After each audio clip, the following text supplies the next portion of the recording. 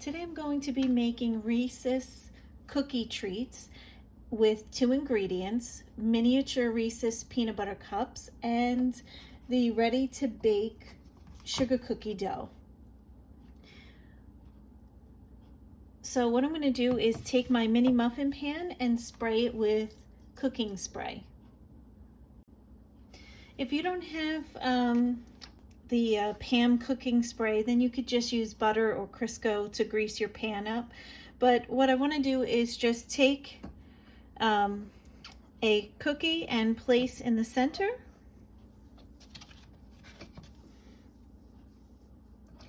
And I've preheated my oven to 350 degrees.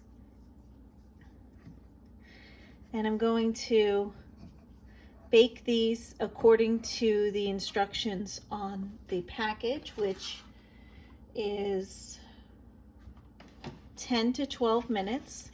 So I'm gonna set to bake it at 10. And then as soon as it comes out, I'm going to pop a miniature Reese's peanut butter cup right in the center. So the only thing that really is going to take some time is unwrapping your peanut butter cups. Make sure you take those wrappers off. Okay, so this has 20 little sugar cookies, and I'm gonna pop that in the oven and I'll see you back in 10 minutes. Okay, these baked for 10 minutes, and if you look on the edges, you can see that they have browned. So I don't want to overcook them, so I'm going to stop there. And now I'm going to take my Reese's peanut butter cups and I'm going to gently press down into the middle.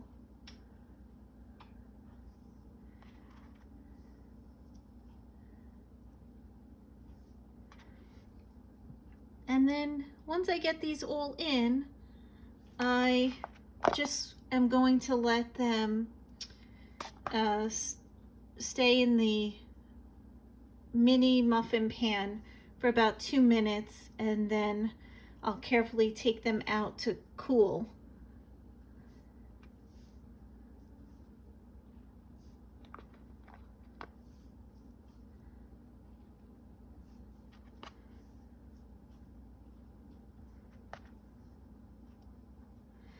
Now, if you're not a peanut butter cup fan, then you can do this with a Hershey Kiss or another small candy that you really like and press in the center, and you have a nice little treat.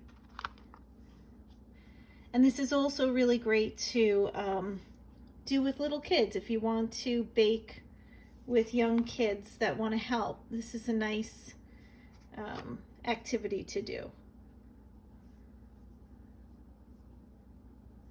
Okay, so I'm gonna let these sit for 2 minutes. Okay, after I let the cookies sit in the muffin pan for 2 minutes, I tried to lift them out and they started to separate, the bottom started to separate from the top. So what I did is I placed the whole tray in the refrigerator to cool it, and it was in there for about 20 minutes, and that seemed to help keep it together. So I'm just using a little butter knife to go along the sides and lift it out. And as you can see, this is what the cup looks like. So if you have the same problem that I did, just cool them for a while, and then you can pull them out of the pan. All right, so I've removed them all from the pan. As you can see, they're cute. If while they're still warm, if you want to add sprinkles on top of the chocolate, you could, or little decorations. Anything you want to do to personalize it, it would be adorable. And if you'd like to freeze these, you could do that as well. If you make a large quantity and want to freeze, you can do that and save them for a later date. But I have a feeling that they'll go quickly. I hope you enjoy. If you like these treats, check out my Rolo pretzel treats. I made a video on those. Those are very simple to do as well, and they're tasty and delicious. Hope you enjoy. See you next time.